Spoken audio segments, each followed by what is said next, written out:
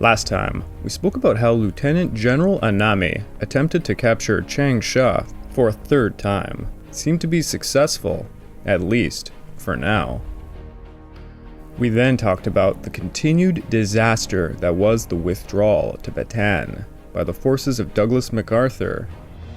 MacArthur had blundered up War Plan Orange 3, leaving his troops scattered all around the Philippines, with all the vital war equipment that they would need in Bataan. In the end, while they should have had 6 months worth of supplies to hold Bataan, they would only be left with around 30 days worth. Last, we talked about the major stand at Kampar and how Yamashita made a bold three-pronged attack to push back the defenders. Well, today, we're going to return to all of these stories, particularly about the defenders in Malaya, who will make another stand at Slim River.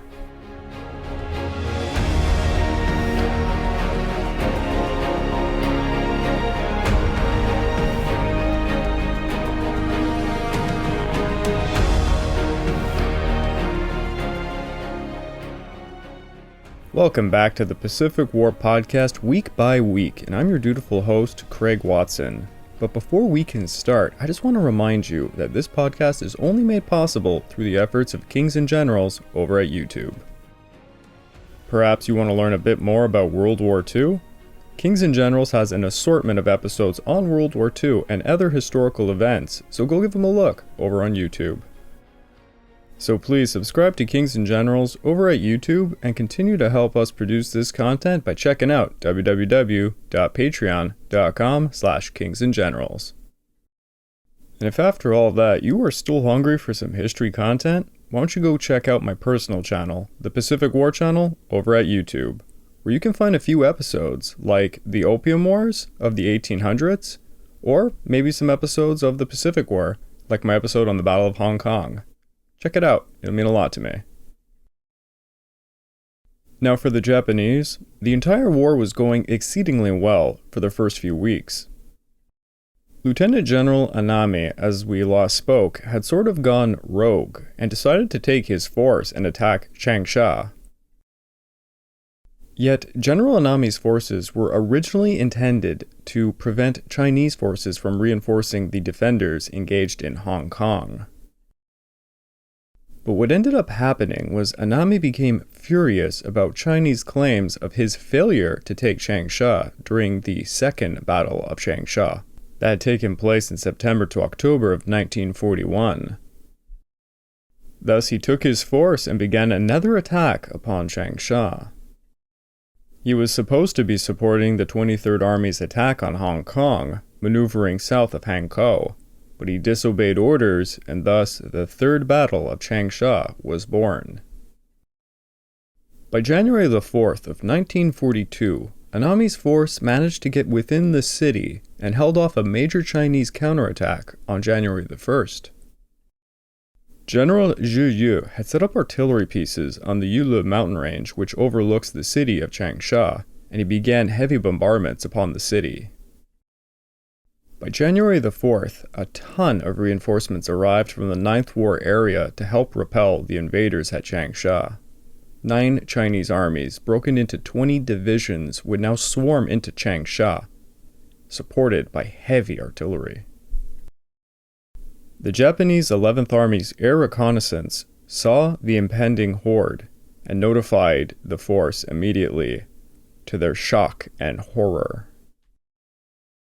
Anami could not believe the situation. The city initially was thought to be inadequately defended. His forces had taken all the important points of the city, but now it seemed like he was in some kind of mousetrap. This mousetrap became known as Zhu Yu's heavenly furnace.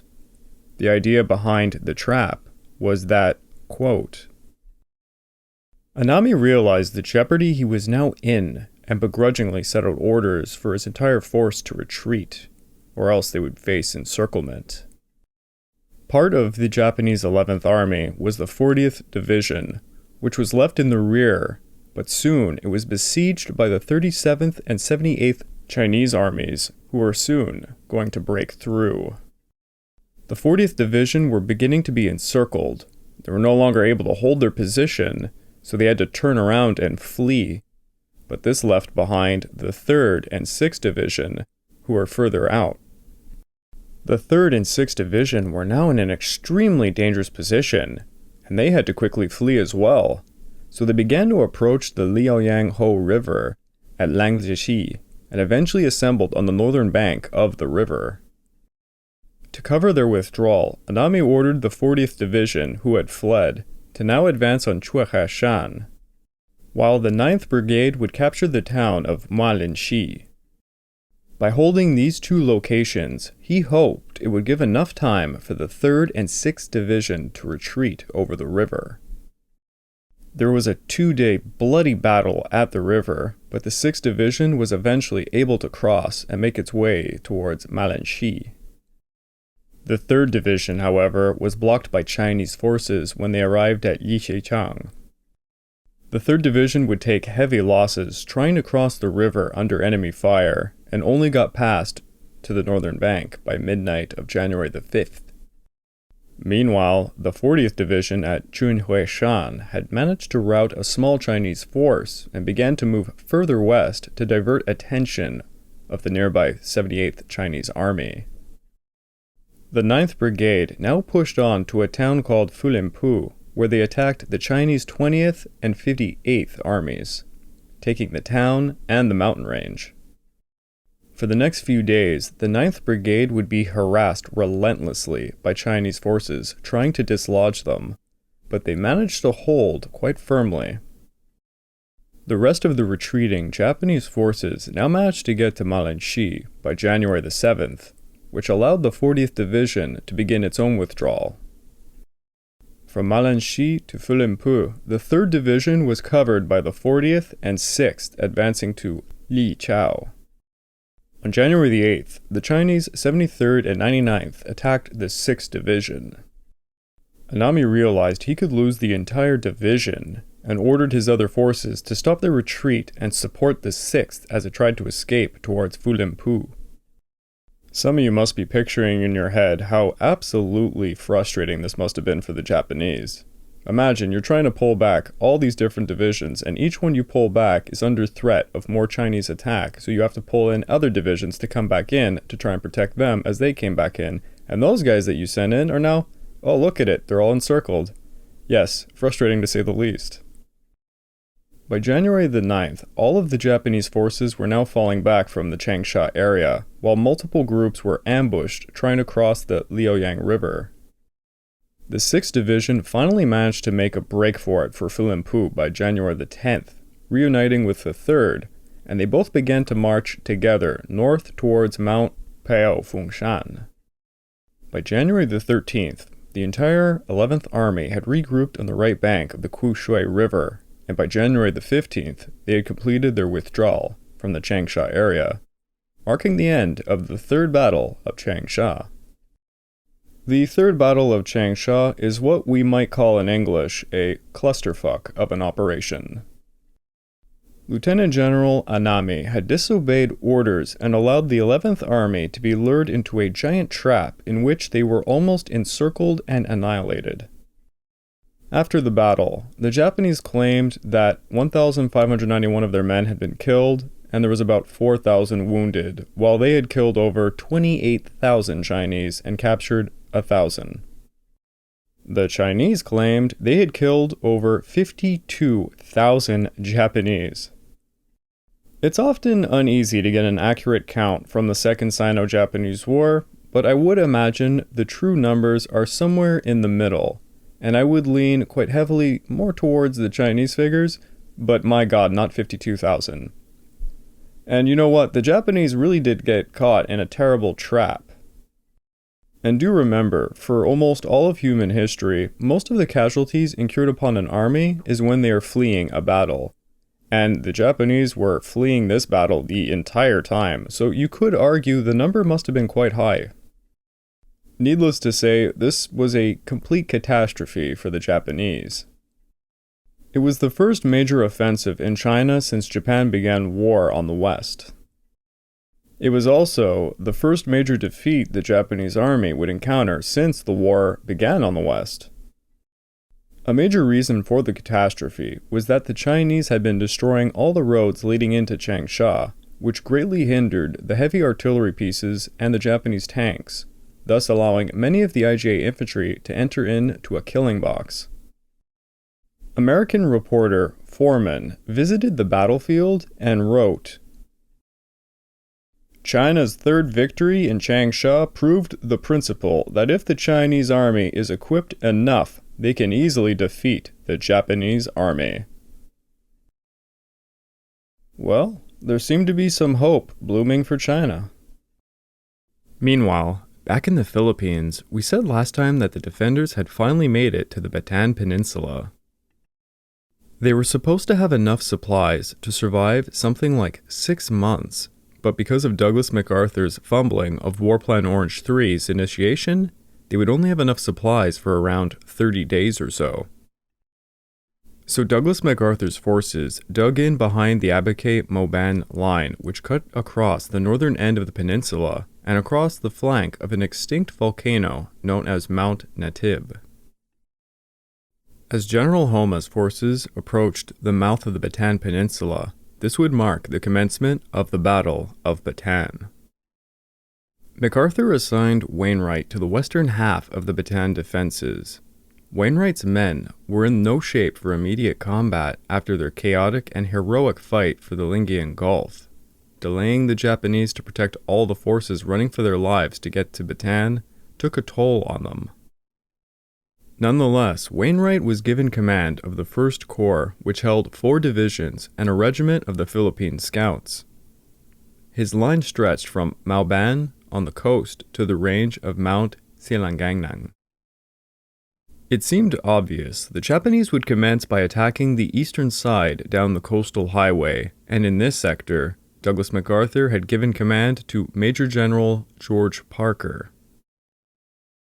George Parker would have 25,000 men of the 2nd Corps, consisting of 4 divisions and also a regiment of the Philippine Scouts, units who had all escaped the South with relative ease, and thus they were a bit more fresh than the men on the western side. His defensive line extended from Mount Natib's foothills all the way to Batang on the Manila Bay, just in front of Abucay. The east coast was flat and swampy, with rice paddies and fish ponds extending inland for around 2 miles. Many of the frontline troops were elite Filipino units, determined to redeem the poor performance of their countrymen during the fight for Lingayen Gulf. MacArthur's strategy was to conduct a defense in depth, taking full advantage of the tough and rugged terrain. He had established entrenched defensive positions at the jungles and mountain ranges. In the very center of the defensive line was a huge gap that was Mount Natib, which was thought to be impassable by American commanders at the time. That would prove to be an egregious mistake, because the defensive forces were on either side of this gap and did not have a direct contact with another. What happens if the Japanese actually go through the gap? Think of the Maginot Line situation in France, when the Germans had a large force rampaging through Belgium, and the French and British had sent the literal kitchen sink to go meet them for a decisive battle. Well, they thought the Maginot Line would hold back the Germans if they decided to attack there. Thus they had 2 major lines of defense, but between them was the Ardennes Forest, a terrain deemed impassable by commanders at the time. So you see where I'm going with all of this. MacArthur had also formed a rear battle position that stretched back from Bagac to Orion across the peninsula. This was to be the last line of defense for Bataan. By this point in the campaign, MacArthur had lost around 13,000 men, while Homa had lost only 2,000. But Homa was dealt a rather significant blow by his own people. As we had mentioned previously in the last episode, Homa's most elite crack division, the 48th, were redirected for the upcoming attack on the Dutch East Indies. This has been characterized somewhat as a mistake on the part of the Japanese commanders. They had made a underestimation of the strengths and defenses of Bataan and that of Corregidor, but it also could have been tactically astute. Japanese senior commanders most likely decided that they could afford to ignore MacArthur's forces holed up in Bataan. They would literally just be left to wither on the vine, so to say. The Dutch East Indies, however, with its wealth of oil, was a strategic prize for the Japanese southern campaign. Really, the entire reason for this war being fought. Nonetheless, the 48th were replaced with the 65th Summer Brigade from Formosa.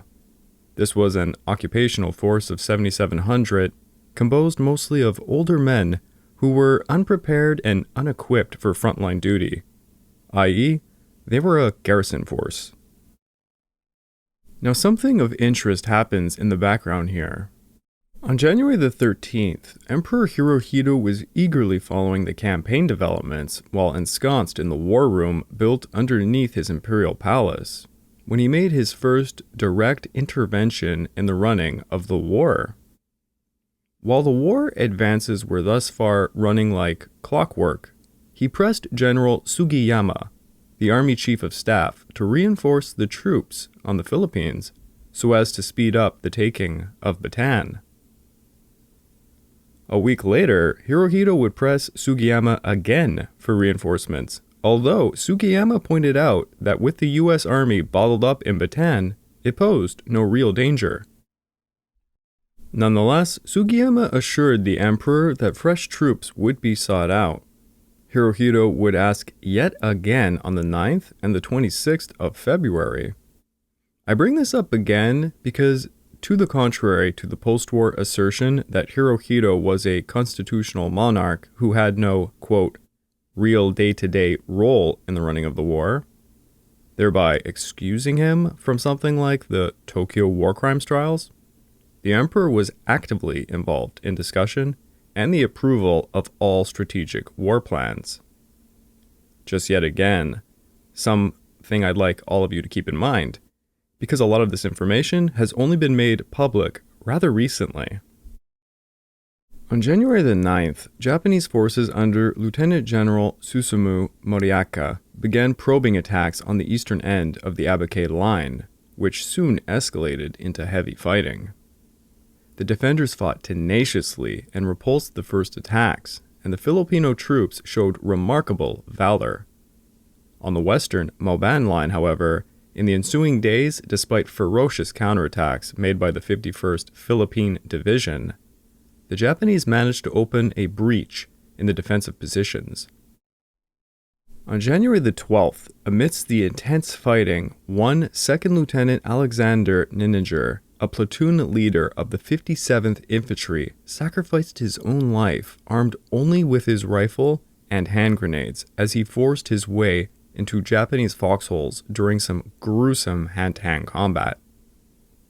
He was able to get his unit to retake the Abucay Hacienda, which was a fortified position on the Abucay line.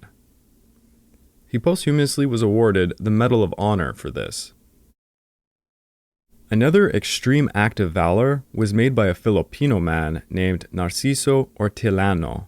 He had been using water to cool down his heavy machine gun when suddenly the Japanese burst out of a grass thicket into a banzai charge right at him. He shot dozens of them down with his machine gun before pulling out his Colt .45 revolver and shooting 5 more after his machine gun had jammed up on him. One of the banzai chargers tried to bayonet him as Narciso frantically grabbed at the gun and got his thumb cut off in the process, but he managed to hold onto it. He swung the gun around on the Japanese soldier and stabbed him in the chest with the bayonet. Then another Japanese soldier tried to bayonet him, and yet again he turned the soldier's rifle back on him and shot him dead. Narciso received the Distinguished Service Cross for his actions, and I would personally call this guy the Rambo of Bataan.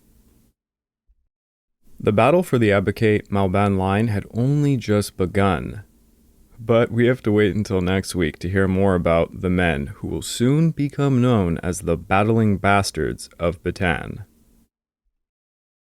Now, we're going to have to go back to the Malayan Peninsula, where General Paris has established a new line of defense at the Slim River. This river lies about 50 miles north of Kuala Lumpur. The source of the river is beyond the mountain resort of Fraser's Hill, from where it goes westward to the coast, and its estuary being at the little port city of Melantang.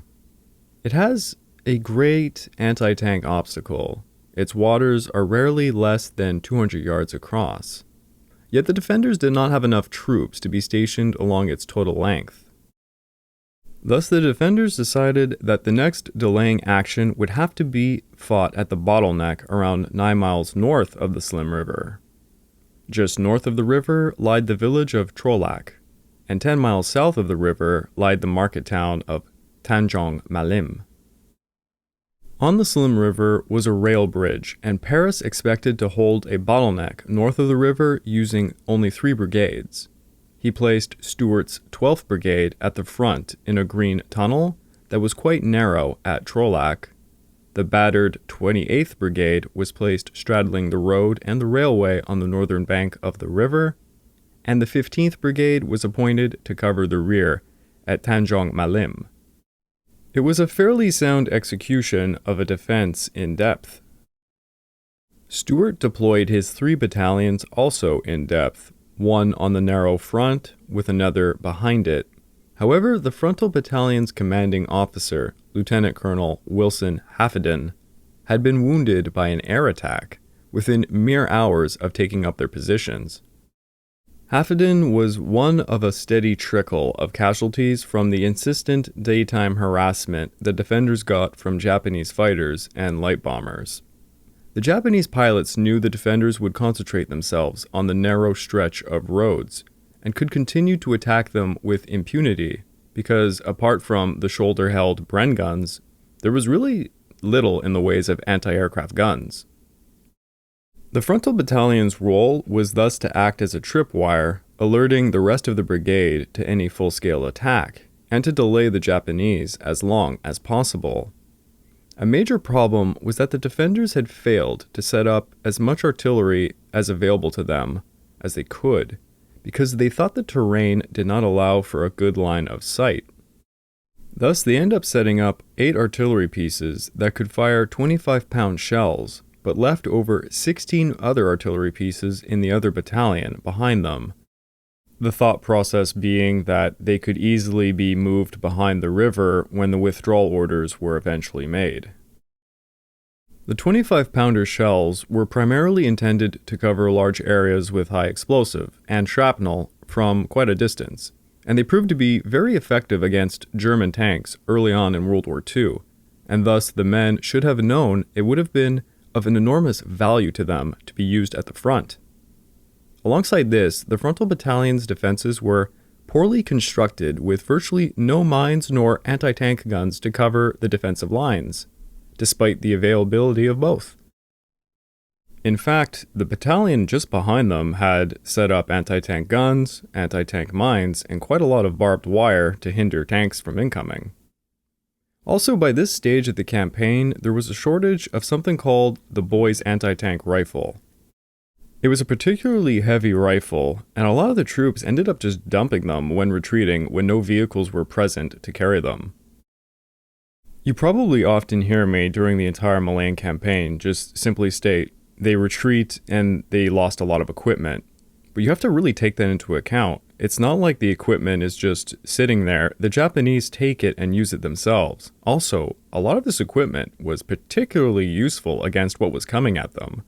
Point in case, the Boys anti-tank rifles were actually quite devastating against Japanese tanks. And it's honestly very stupid that they would drop these guns so needlessly. But then again, in the heat of the moment while retreating, I don't think you can think about such things. Less than 24 hours before the mayhem would begin, Stuart received his first indication that they were going to be facing what sounded like the largest armored attack of the campaign to that point. A Tamil laborer who had apparently wandered through their defensive lines, and fortunately not shot by accident, might I add, brought the brigade HQ a story. At this point, the British were becoming quite suspicious of the native population after acquiring on various occasions intel that proved to be false. Well, this man told them that he had seen no less than 80 tanks in a village near their position. But as he continued to describe what he saw, he stated that the vehicles he saw had wheels. The British HQ all sighed in relief because, of course, tanks do not have wheels. They had what is called a visible row of sprockets, or bogie wheels, behind their tracks. The Japanese Type 95 tank had 6 bogie wheels on either side. The British commanders deduced that the Tamil informant had never been shown a picture or a sketch of a Japanese tank before, and he had probably been mistaking something like trucks as tanks. So basically, they were treating the man like a country bumpkin who had no idea what he was looking at, and they didn't heed what he was saying. Everyone was exhausted by the constant round of moving, fighting, running, and with the constant aerial attacks along the roads. The men were only able to build up defenses during the nighttime because of all of this. The men, quite frankly, were underfed, unwashed, unslept, and many had had enough. In the morning, the Japanese began to probe the railway line, but the defenders repulsed them with heavy artillery. Around 60 dead Japanese were spread across the tracks, and the rest of the day was quite quiet afterwards. Stuart's men at the front were so exhausted that there was little to do than to withdraw them for a good 48 hours so they could just eat, sleep, and be restored to some fighting spirit. Paris told Stuart he would send reinforcements from the Divisional Reserve to take up their positions just south of Trolloc village. Around 90 minutes after the reinforcements arrived, the Japanese attacked. Now, night tank attacks rarely occurred in World War II, not so much in Russia, where the largest armored battles took place. Not even in North Africa, where the innovative Rommel used his panzer regiments with incredible cunning. Simply put, many drew the line at blundering about with tanks in the dark. Once a tank hatch was put down, it was difficult enough to see clearly in daylight. Honestly, this would be the case for most history until night vision was created. But then we have a Japanese tank commander named Major Hajime Shimada. And he did not show up with 80 tanks as the Tamil laborer had suggested, but there were perhaps 30 T-95s with another 10 two-man light tanks. A formidable force, to be sure. Accompanying this force were trucks full of infantry. Major Shimada had persuaded his commanders to allow his tanks to spearhead the first wave of a night attack. Having had some disastrous time at Kampar, the commanders probably thought it was time to try something different, so they allowed the crazy plan.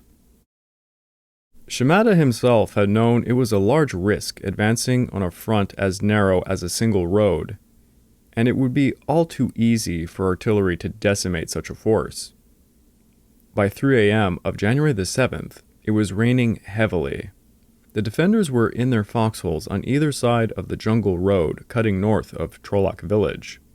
Then at dusk, they heard an exchange of fire.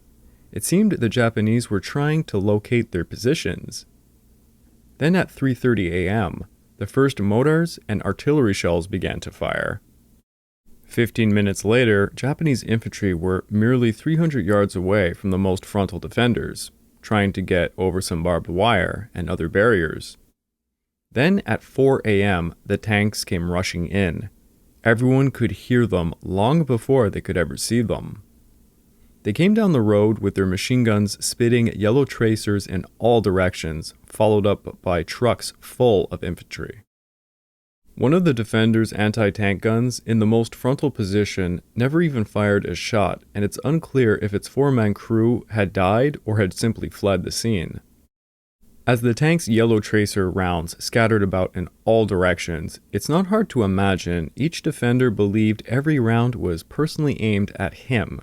They all began to turn and retreat, and soon the force was going into a rout. There was a large-scale panic until 4:30 a.m. when one of Shimada's T-95s went over an anti-tank mine. The tank directly behind it tried to get past, and then it was shot by a boy's anti-tank rifle. The Punjab defenders were on some high grounds to the sides of the road with a perfect position to look down upon the tanks, and they were able to rain down some hell in a rather unique way. While the defenders had limited anti-tank weapons, they did have an old-fashioned and test-proven weapon available to them, Molotov cocktails. They began to lob them at the tanks, and if anyone's listening and they know about the Winter War, Talvisota, between Finland and the Soviets, lest it be said, Molotov cocktails can be a nasty weapon against tanks. They get into your ventilation, smoke the men out, and cause havoc. Well, Shimada's worst nightmare had just come true, and now it was the Japanese who turned and panicked. His armored column was stuck, and the defenders' artillery could now unleash hell upon them. They were even illuminated by the Molotov's fire to boot. As was often the case with the Japanese, their immediate response was to make a ton of noise to frighten the enemy away. They bellowed as they tried to shoot mortars to keep the defenders at a distance, but for the tanks, they were stuck, and their guns could not aim properly at the level the defenders were. The Japanese tanks were not outfitted with radios, and their commanders began to open up hatches to yell orders as the Punjab defenders saw this. Well, they began to toss grenades. Ironically, all the Molotov cocktail fire had illuminated some paths for the tanks to move through, and incredibly, Shimada's force was able to make a breakaway. The golden opportunity to destroy his entire column of tanks was lost. It seems that those reinforcements that had just arrived just prior to the battle starting had not done their job properly. They did not telephone cable the tank's position to the artillery to strike them down. By 6 a.m., most of the Japanese tanks had moved on, mopping up infantry as they went around. Yet the Japanese did not seem to have learnt their lesson, as the leading tanks came to yet another halt when an anti-tank mine went off. Again, Molotov cocktails were lobbed at them, but this time the tanks were in the vicinity of the 12th Brigade, and they had 2 anti-tank guns. Each gun began to fire, and soon one tank was destroyed. But after that, the guns had gone silent, possibly because they were already being pulled back. It seems their gun crews were unnerved by the sight of the Japanese infantry storming them, and they decided to fall back. Shortly after 7 a.m., all organized resistance simply fell apart, and the defenders began to flee to the Trollak area. Over in the middle sector, the defenders there began to see fleeing men before them, and many ran right past them. One Captain Kenneth McLeod recalled trying to stop some fleeing men, stating, "Turbaned soldiers ducked around me and under my arms as I stood there like a traffic officer to whom no one pays any attention." It soon became apparent they were running from a tank attack. Roadblocks were hastily improvised as the commanders tried to set up charges to blow up the Trollak Bridge. Then, the first 4 tanks appeared, using the remaining half hour or so of darkness to their advantage. The tanks rolled over the first wave of roadblocks with ease, but the second ones had some armored cars and boys' anti-tank rifles handy. As they fired at the tanks, one was set on fire externally by a Molotov cocktail and was immobilized by a shot from a boy's rifle. The armored cars were hit by tank shells and immobilized themselves. The defenders heroically pushed the armored cars to the southern end of the Trollak Bridge to buy more time before blowing it up. The bridge would be blown up around 6:30 p.m., but unfortunately for the fleeing defenders, many of the Japanese had simply gone around the sector, bypassing the bridge, and were now trying to encircle them before they could get back to Slim River. The Japanese made ambush attacks with their tanks along the roadways, forcing many of the defenders to flee into the jungles to find terrain impassable for tanks to follow. Second Lieutenant Ian Primrose was knocked unconscious during an ambush, and when he came about, he discovered the Japanese were taking prisoners and dividing the wounded defenders. Those who could walk were told to march under guards, and those who could not walk were shot or bayoneted. Primrose said as he and the other wounded British walked away from the scene, they heard gunshots and realized what was happening with mounting horror. He recalled this moment, stating, "Everybody had heard the stories about Japanese atrocities in China, but that was Asians dealing with Asians. We never expected this sort of thing to happen to us."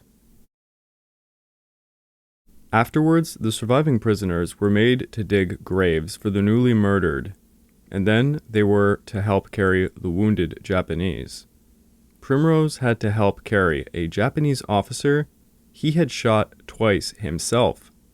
Luckily for him, the man died before he could tell his comrades that his assailant was the guy carrying him. They all marched towards Slim River, columns of tanks, trucks, infantry, and prisoners. The T-95s, having broken through the defenders' crust, were now wreaking havoc everywhere. En route to the south of Trolloc were some reinforcements from Paris. They had vehicles with them carrying ammunition and heavy weapons. As they made their approach, Shimada's vanguard of 3 tanks, commanded by 2nd Lieutenant Sadanobu Watanabe, saw the approaching vehicles and unleashed absolute hell upon them. It was an absolute massacre. Before the defenders even knew what had happened, Watanabe shot his 37mm cannon to destroy a car and opened up his machine gun on the marching defenders.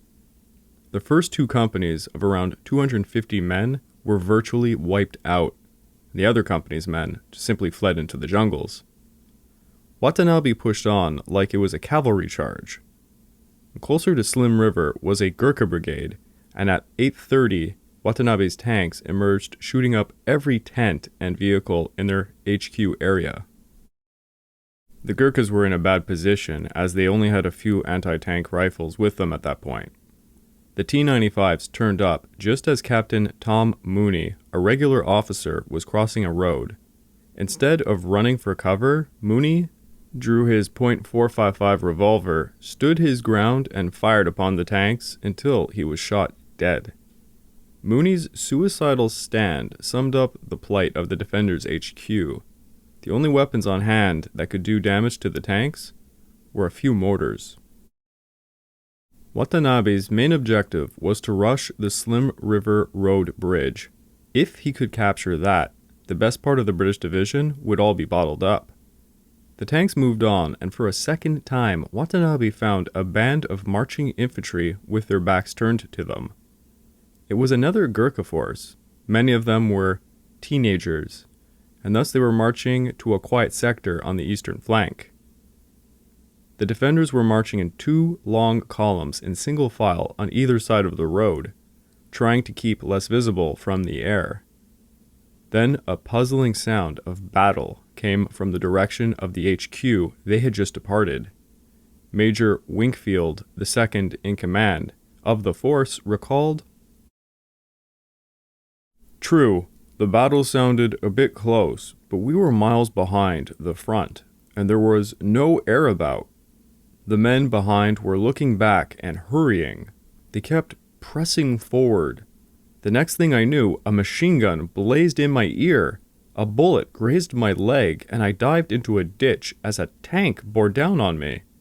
It had passed through half my battalion without my realizing that anything was amiss."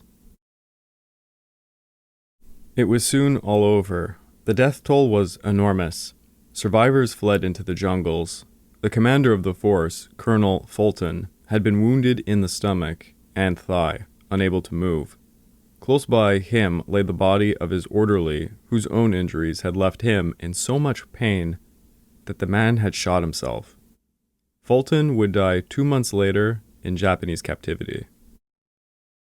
Watanabe pressed on further, shooting at the defenders trying to fire back from the jungles. 10 miles south of the Slim River Road Bridge, at his divisional HQ at Tanjong Malim, Archibald Paris had no idea how fast his brigades were beginning to crumble away. All he knew was that 2 hours after the Japanese had launched their surprise night tank attack, all intel began to dry up. Now people were beginning to turn up to his HQ with reports of the enemy breaking through. Paris sent Lieutenant Colonel Arthur Harrison, the division's chief of staff, to investigate. Harrison and his Indian orderly Mustafa Ghulam drove north in a Ford V8. And as they were driving along, they approached a British armored car, except it appeared to have tracks and a big gun. Harrison recalled of this moment. The next thing I knew was a deafening volley as machine gun bullets shattered my windscreen. I wrenched the wheel hard to starboard, crashing into a ditch, opened the door, leapt out, and ran like hell for 50 yards of open ground to some flimsy security of some scattered rubber. Ghulam showed up right behind him, holding a wounded shoulder, stating in bewilderment, "Are those our armored cars, Sahib?" Watanabe was charging down the road, and he saw in the distance a motorcyclist. This was Lieutenant Colonel Charles Home, the commander of the 137th Field Regiment. Home was not as lucky as Harrison, and he was gunned down. Watanabe then suddenly came to the bridge, and the only defenders present were Beaufart's gunners of Singapore and some Hong Kong artillerymen. They fired their anti-tank guns, but these guns were outfitted with airburst ammunition, and the rounds exploded harmlessly against the T-95's armor. Upon seeing this, the gunner fled while Watanabe began to cut the wires to the demolition charges that were set up on the bridge. Watanabe had sustained some injuries at this point, and he stayed on the bridge, allowing Ensign Toichiro Saito to lead a troop of 3 tanks on a reconnaissance mission south of the river towards Tanjong Malim. Saito was driving along the road when he came across a motorcycle. It was Colonel Augustus Murdoch. Murdoch spotted the tanks and pretty quickly turned back to a defensive position that had some howitzers. Saito chased after him, and his machine gunner, Sergeant Matsutaro Higashitsumi, took careful aim at Murdoch's back and killed him in a single burst of his machine gun. Murdoch's death would not be in vain, however, as the defensive position he was driving to was alerted by the gunshots, and they began to open fire upon the incoming tanks. They opened up fire at around 100 yards, and it was not until Saito closed in at 30 yards that a round made a direct hit right on Sato's machine gun. 2 more 30-pound shells tore into Sato's tank, and it stopped in its tracks. A Japanese soldier who was at the scene recounted, "Saito died in an officer-like manner, with his hand on the hilt of his service sword." Colonel Tseiji visited the tank's wreck and recounted this. "Saito had collapsed beside his gun like a dish of ame." For those who don't know, ame is like a glutinous jelly substance. Harrison said of the entire experience running from the tanks in his unpublished history of the 11th Division that he could not conceal his admiration for the men who almost killed him and Mustafa Ghulam, quoting, "Heedless of danger and their isolation, they had shattered the division. They had captured the slim bridge by their reckless and gallant determination." About the same time Watanabe's tanks reached the Slim River Road Bridge, British General Sir Archibald Wavell had arrived in Singapore on a Catalina flying boat from Ceylon. Wavell was a veteran of the Second Boer War, where he served as a second lieutenant in the Black Watch. Then he would serve in World War I as part of the general staff to the British Expeditionary Force. Soon he found himself appointed as a brigade major of the 9th and was wounded in the Second Battle of Ypres in 1915. losing his left eye and earning a military cross. He would continue to serve in France and then in Egypt, rising through the ranks rather quickly. When World War II broke out, Wavell was a general officer commanding-in-chief of the Middle East Command. For the first few months of the war, in June of 1940, he had to face the Italians in the north and East Africa, who greatly outnumbered his own forces. Wavell learnt there a policy called flexible containment, that is, to buy time to build up adequate forces to take on offensives.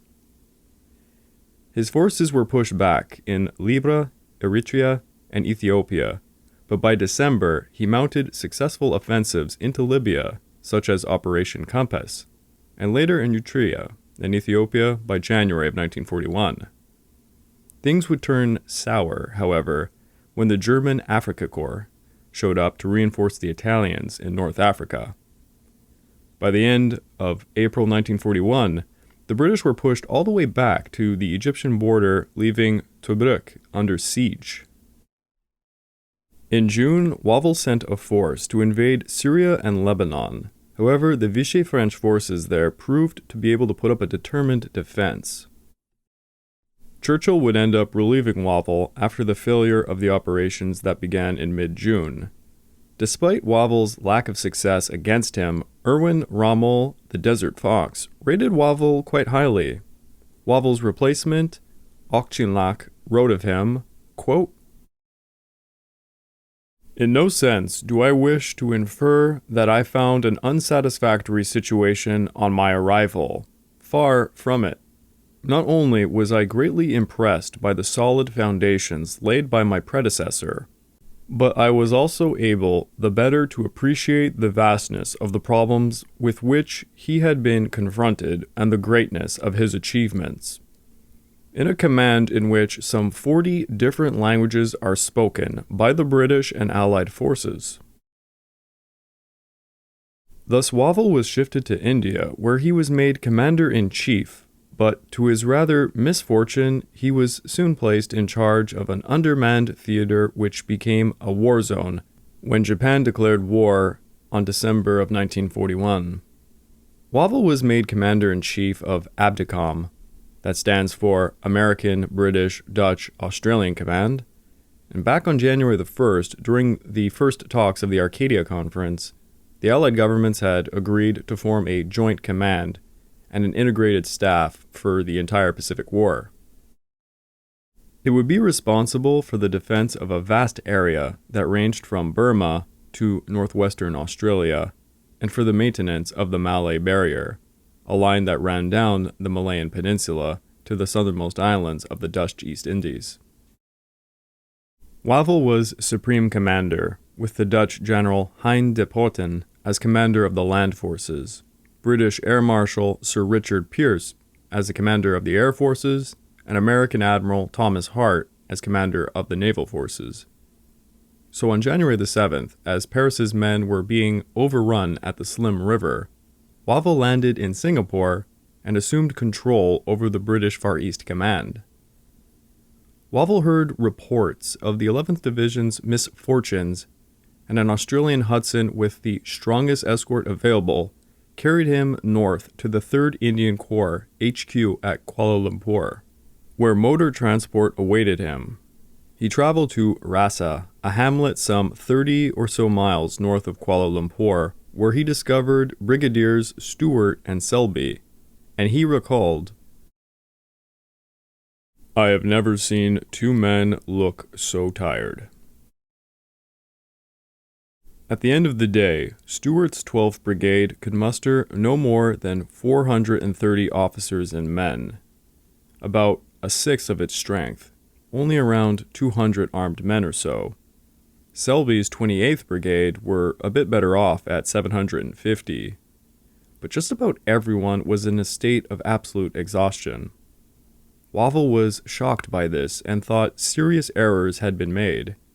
This became his first indication of a loss in confidence for the command of Percival. It was the loss of men and equipment that hurt the most, especially all the 25-pound artillery. 48 hours before the Japanese had arrived at Slim River Road Bridge, Percival had already decided to abandon central Malaya. This left the extensive road networks in the heavily populated west coast states of Selangor, Negri Sembilan, and Malacca to the use of Yamashita, who would use them to great effect to outflank the defenders. Percival had decided to fall back some 140 miles, abandoning Kuala Lumpur, Port Swettenham, and Malacca, all jewels in the crown of British Malaya. Now a new defensive line would have to be established in northern Johor. Wavell quickly realized that Johor was going to be vital ground, and they needed to gain enough time for the arrival of reinforcements. He then appointed the 8th Australian Division to defend the northwestern Johor sector, while the Indian forces were placed in the defense of southern and northeastern Johor. This meant that for the first time in the entire campaign, the British were going to attempt to buy some real time instead of just throwing their forces into the meat grinder over and over again. Now we're just going to take a quick detour to look at the British-held side of Borneo, which was seeing some of its final resistance. Since the war had been unleashed, Japanese forces had landed at Kuching, Sarawak, and Jolo, between Mindanao and Borneo in the Sulu Sea. Landings continued in Malaya, staged from French Indochina through the Kra Isthmus of Siam, or across the Gulf of Siam. The great naval base at Singapore, the Gibraltar of the East, which was supposed to stand as a bulwark against Japanese advances on the islands south of Malaya, had lost command of the sea and air, yielding to the Japanese. Now Singapore was isolated and neutralized. Its considerable defending forces were in no position to thwart Japanese troop convoys, which could now bypass Singapore and hit locations such as Dutch Borneo. The Battle of Borneo had begun with Japanese landings on December the 16th.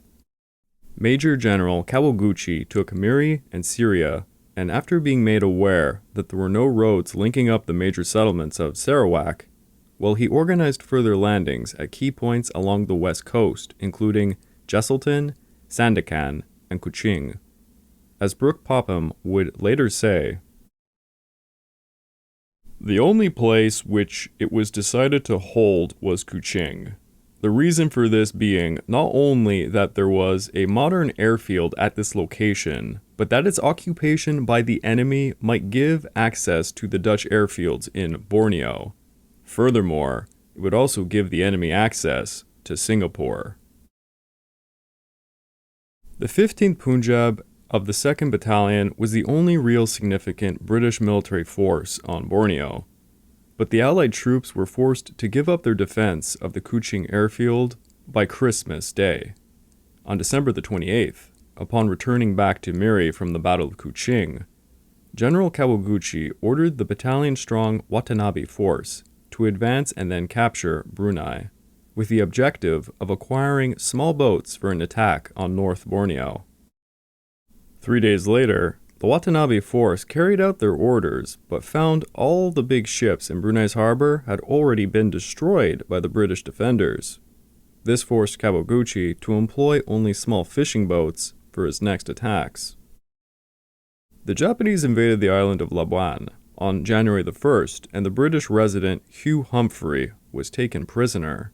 Humphrey later complained that his punishment for destroying all of the oil on the island was, quote,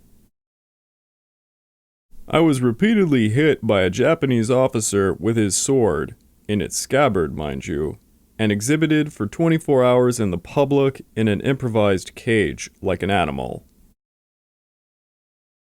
Kawaguchi decided to launch his main attack on North Borneo. So on January the 8th, 2 infantry platoons occupied the towns of Jesselton and Bufo, while the Watanabe force took Sandakan, which held the seat of government for all of North Borneo. It was there they had managed to rescue some 600 interned Japanese citizens. Many Dutch colonials believed that the Japanese would never reach the East Indies, let alone Java. One Elizabeth van Kampen, the daughter of a Dutch businessman in Sumber Suwu near Malang, recalled the usual jokes that went around regarding the Japanese military at the beginning of the war, stating, quote, "The Japanese while shooting would always miss because they were all slit-eyed, or the Japanese planes were made out of meat tin cans. Or the Japanese couldn't run fast enough because of their crooked legs," and so on. I have to admit, after reading so many books about the racial attitudes at the time, I've never heard an account about the Japanese having crooked legs. That's a weird one. One of the main targets for the Japanese was the oil-rich island of Tarakan off the East Borneo coast. Kawaguchi's Central Force assaulted it on January the 11th, and within only 24 hours, the Dutch garrison there was completely overrun. During the first engagement, a group of 30 soldiers from the Royal Netherlands East Indies Army were bayoneted for refusing to give directions to the main town. At the Battle of Tarakan, some 870 Dutch were taken prisoners of war. On the same day, a force of 2,500 Japanese Marines, supported by 500 paratroopers, landed on Manado, on the northern part of the Celebes Island, with the aim of grabbing control of the mineral-rich eastern part of the Dutch East Indies. Cutting thrusts were made by the 21st Air Flotilla that were deployed at Davao, on the southern Philippine islands of Mindanao. And after some brutal fighting at the airport, the Dutch commander ordered his forces to retreat into the jungles to carry on with guerrilla warfare that would continue until late February. Many prisoners of war would be executed for these actions. At this point, North Borneo was pretty much secured, and the Japanese had completed their primary objectives by mid-January. Governor Robert Smith finally surrendered on January the 19th. The Watanabe force captured Tawu on January the 24th and Lahand Datu on January the 31st, freeing up a further 1,500 interned Japanese citizens there. The invasion of the East Indies was significant and fully reflected the importance of Dutch oil to the Japanese future conduct of war. And in the next episode, I will be going much more into depth about the Tarakan and Manado invasions. I would like to take this time to remind you all that this podcast is only made possible through the efforts of Kings and Generals over at YouTube. So please go subscribe to Kings and Generals over at YouTube and continue to help us produce this content by checking out www.patreon.com/kingsandgenerals. And if after all that you are still hungry for some history content, why don't you give my personal channel a look over at the Pacific War channel at YouTube. It would mean a lot to me. Next week, we're going to be coming right back to continue with the Japanese attacks on the Dutch East Indies. We also are going to continue to see how the battling bastards of Bataan will fare with their Abucay Maubin lines of defense. And we're going to have to see the developing things going on with Yamashita's forces marching towards the British defenses now at Johor. Join us next time for the battle for the Dutch East Indies.